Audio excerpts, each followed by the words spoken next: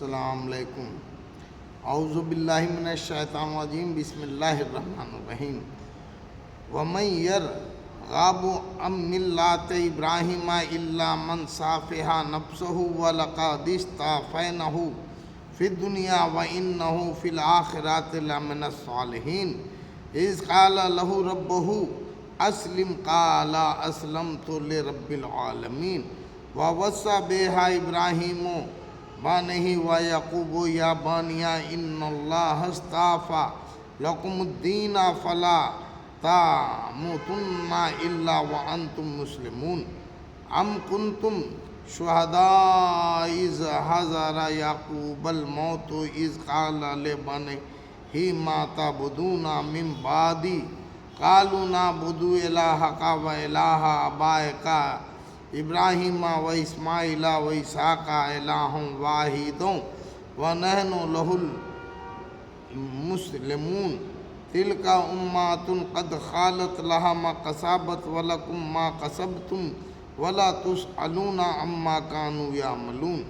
ترجمہ: اور کون ہے جو ابراہیم کا دین کو پسند نہ کرے مگر وہ جس نے اپنے آپ کو احمق بنا لیا ہو، حالانکہ ہم نے اس کو دنیا میں چن لیا تھا اور آخرت میں وہ صالحین میں سے ہوگا۔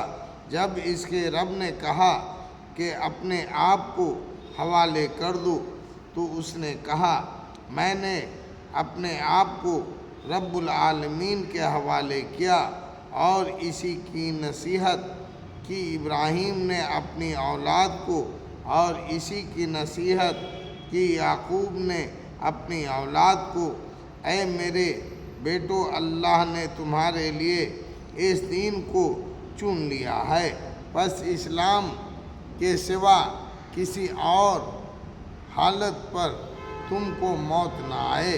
کیا تم موجود تھے جب یعقوب کی موت کا وقت آیا، جب اس نے اپنے بیٹوں سے کہا کہ میرے بعد تم کسی کی عبادت کرو گے؟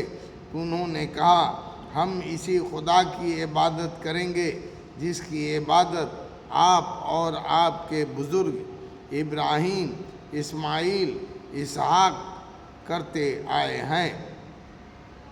وہی ایک معبود ہے اور ہم اس کے فرما بردار ہیں۔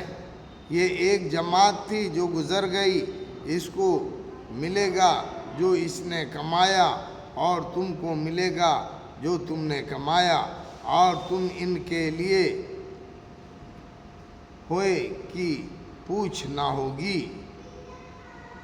تفصیل: رسول اللہ صلی اللہ علیہ وسلم کی دعوت عینی وہی تھی جو حضرت ابراہیم کی دعوت تھی، مگر یہود جو حضرت ابراہیم علیہ السلام کا پیرو ہونے پر فخر کرتے تھے، آپ صلی اللہ علیہ وسلم کی دعوت کے سب سے بڑے مخالف بن گئے۔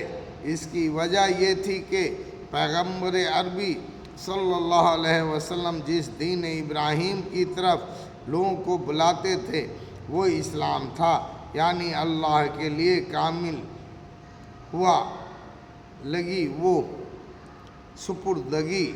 قرآن کے مطابق یہی حضرت ابراہیم علیہ السلام کا دین تھا، اور اپنی اولاد کو انہوں نے اس کی وصیت کی تھی۔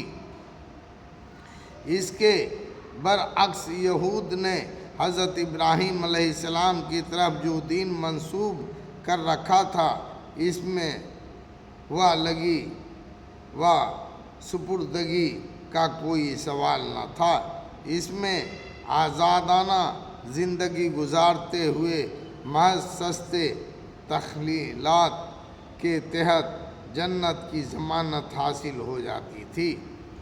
پیغمبر عربی صلی اللہ علیہ وسلم کے لائے ہوئے دین میں نجات کا دار و مدار تمام تر عمل پر تھا، جبکہ یہود نے اللہ کے مقبول بندوں کی جماعت سے وابستگی اور عقیدت کے نجات کے لیے کافی سمجھ لیا تھا۔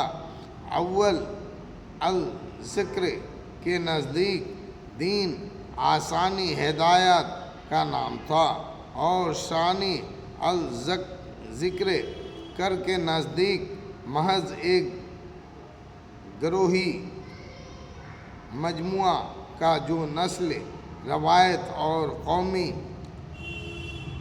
تخلیات کے تحت ایک خاص صورت میں بن گیا تھا۔ ماضی یا حال کے بزرگوں سے اپنے کو منسوب کر کے یہ اطمینان حاصل ہوتا ہے کہ ہمارا انجام بھی انہی کے ساتھ ہوگا۔ ہمارے عمل کی کمی ان کے عمل کی زیادتی سے پوری ہو جائے گی۔ یہود اس خوش فہمی کو یہاں تک لے گئے کہ انہوں نے نجات متوارث کا عقیدہ واضح کر لیا۔ انہوں نے اپنی تمام امیدیں اپنے بزرگوں کے تقدس پر قائم کر لیے، مگر یہ نفسیاتی فریب کے سوا اور کچھ نہیں۔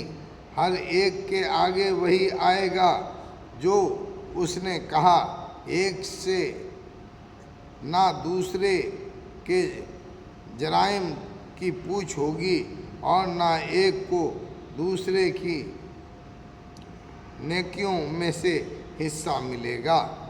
ہر ایک اپنے کیے کے مطابق اللہ کے ہاں بدلہ پائے گا۔ تم نہ مرنا مگر اسلام پر، یعنی اپنے آپ کو اللہ کے حوالے کرنے میں رکاوٹیں آئیں گی، تمہارے